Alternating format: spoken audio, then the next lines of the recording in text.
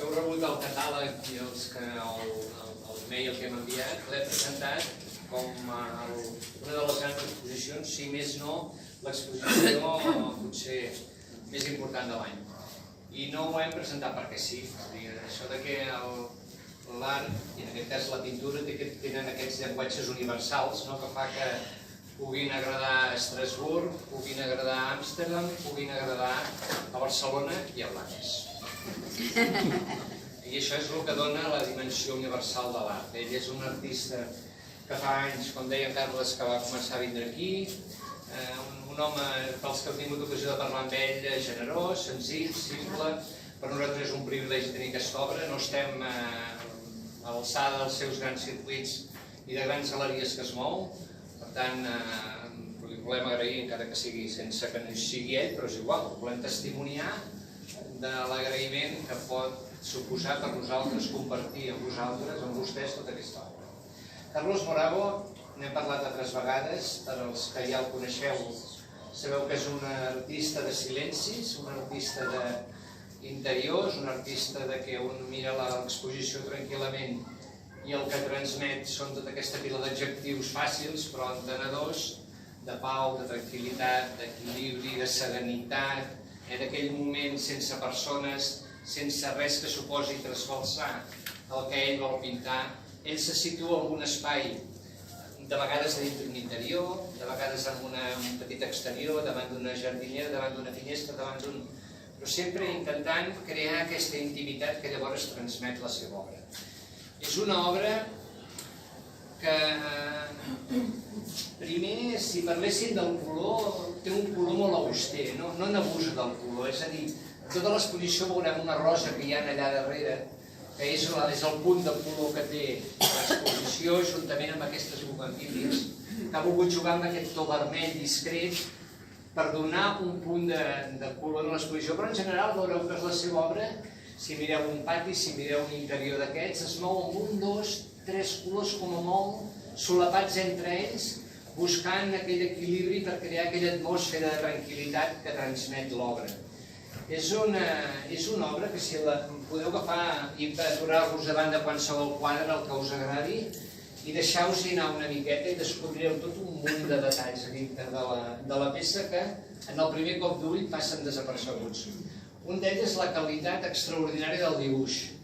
Apureu a qualsevol racó que hi hagi un punt de dibuix, sigui una planta, sigui un tinter, sigui qualsevol cosa, apureu-lo, és a dir, aneu descobrint el matís que té aquell dibuix fins on és capaç d'arribar. És un dibuixant extraordinari. És un pintor que domina el color increïblement, és a dir, ha arribat a sintetitzar el color d'una manera des del punt de vista d'eliminar-lo, és a dir, anar reduint el color per donar protagonisme a la llum. És a dir, fins i tot en el punt màxim de claror, que seria el color blanc, tampoc és un blanc. És un color ocre, és un color marfil, és un color el que sigui.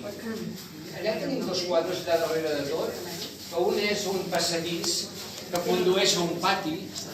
Si us atureu, si us esplaieu una mica en aquell quadre i descobriu com es pinta l'aire, com es pinta l'espai buit, veureu que no hi ha ni una pinzellada que denoti agressivitat, ni una pinzellada que t'aturi fins a arribar al final de tot, en aquell punt de fuga d'un dibuix lineal, però que en definitiva visualment te'n vas cap a la llum i surts a fora. Això denota un domini extraordinari de l'atmosfera que vol crear.